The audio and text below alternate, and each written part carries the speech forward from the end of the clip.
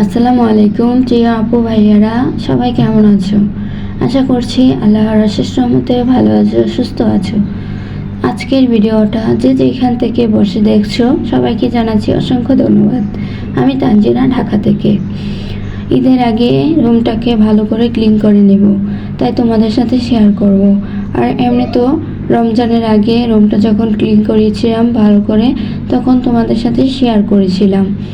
তাই 1 মাস পর আবারও ভালো করে পরিষ্কার করছি। দেখো কত মাকড়সার জালি পেতেছে রুমে। তো এটাকে ভালো করে একটা ঝাড়ু দিয়ে সুন্দর করে ঝেড়ে নেব।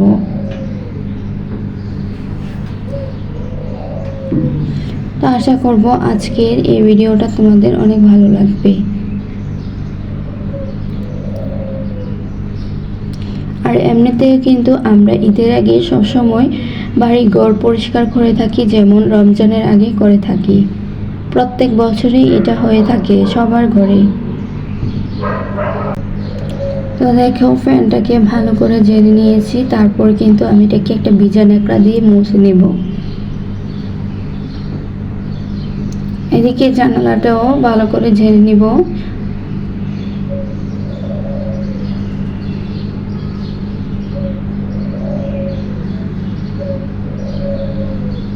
তো পবিত্র রমজান মাসটা দেখতে দেখতে চলে গেছে, মানে আগামীকাল ঈদ।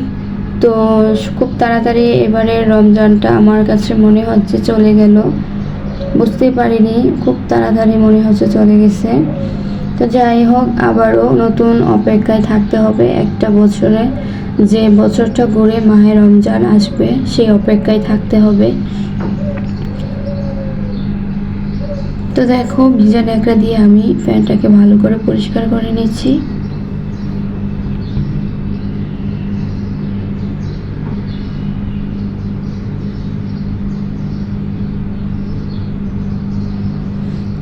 তো এইভাবে পরিষ্কার করে রাখলে এমনিতেও মনে একটা শান্তি লাগে যদি রুমটা গুছানো পরিষ্কার থাকে।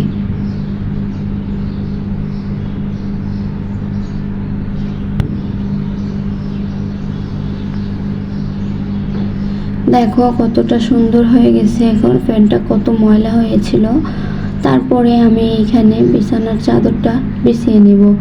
তার আগে জানালাটা ভিজা ন্যাকড়া দিয়ে ভালো করে পরিষ্কার করে নিচ্ছি, কারণ বাহির থেকে অনেক ময়লা এসে পড়ে। তো দেখো আমি চাদরটা বিছিয়ে নিচ্ছি।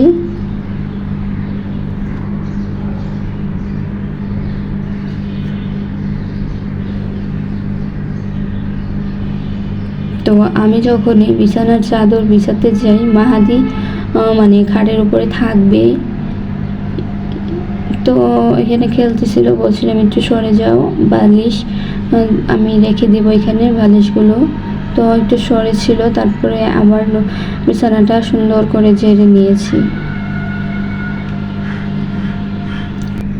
তারপরে রুমটাকে ভালো করে সব কাজ শেষ করার পরে ঝাড়ু দিয়ে নিচ্ছি।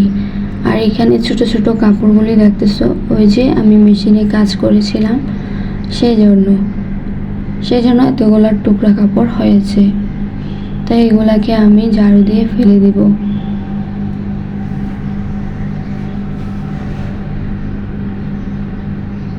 তারপর ঝাড়ু দেওয়া হয়ে গেলে আমি রুমটাকে মুছে নিব সুন্দর করে। তো এইখানে আজকের এই ভিডিওটা আমার সকাল থেকে রাত পর্যন্ত করা তোমাদের সাথে শেয়ার করলাম। তো সারা দিনের ব্যস্ততা রোজা রেখে সকাল থেকে রাত পর্যন্ত আজকের এই ভিডিওটা তুলে ধরলাম। তো এদিকে দেখো ইফতারির জন্য প্রস্তুতি নিচ্ছি। এখানে ফলমূল কেটে নিয়েছি। আর আজকে কিন্তু ইফতারি বানানো হয় নাই, কারণ আগের যে ইফতারিগুলো ছিল ওইগুলাই গরম করে নিচ্ছি। এখানে মাহাদি খাচ্ছে, ওকে চিপসের মতো 2টা আলু কেটে বেসন দিয়ে বানিয়ে দিয়েছি। এইগুলাই মজা করে খাচ্ছে। দাদি একটু দুষ্টামি করতেছিল। তো এখানে সব কিছু আছে, ভাঙ্গি, শরবত, আপেল, মালটা, শসা, সবেদা, স্ট্রবেরি।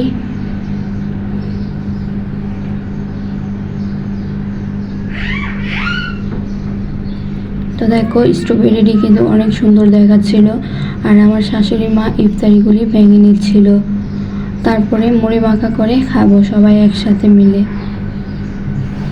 আর পরিবারের সবাই একসাথে খেতে পারলে অনেক ভালো লাগে, আনন্দ লাগে। তো এদিকে দেখো মাইকে বলে দিয়েছে যে ইফতারির সময় হয়েছে, তো আমি ইফতারিটা করে নিচ্ছি। শরবতটা খাওয়ার পর এখানে মুড়ি মাখাটা খেয়ে নিব সবাই একসাথে।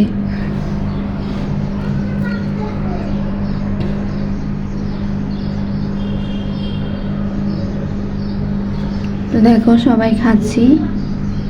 তারপরে ইফতারের পরে এখানে একটা ভর্তা বানাবো। আমার শাশুড়ি মা বলছিল টমেটোর ভর্তা খাবে। এই ভর্তা হলে নাকি সে একটু ভাত খেতে পারবে, সেজন্য এখানে টমেটোর ভর্তাটা বানাচ্ছি। পেঁয়াজ কুচি, ধনিয়া পাতা কুচি, মরিচ দিয়ে সরষের তেল দিয়ে ভর্তাটা বানিয়ে নিব। আর আজকে না অনেক ভাত খেতে পেরেছি এই ভর্তার কারণে। আর এই ব্লগটা ছিল 28 তারিখের ব্লগ।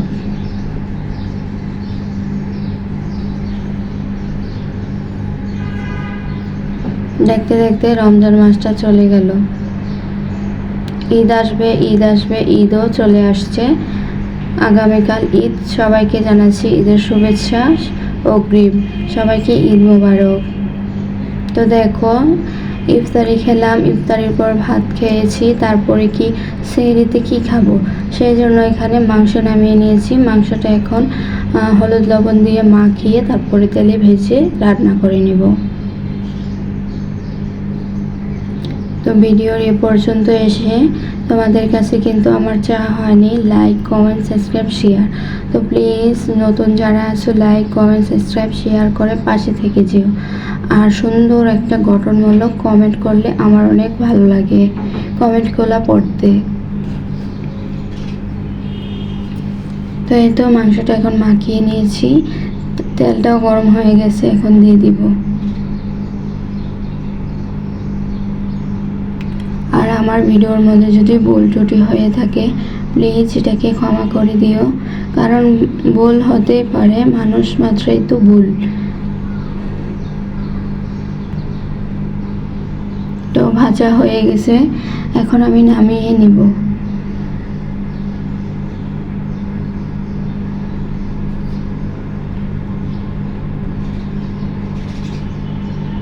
এই তো রান্নাটাও হয়ে গেছে, যেমন দেখতে হয়েছে তেমন খেতে হয়েছে, অনেক মজা হয়েছে।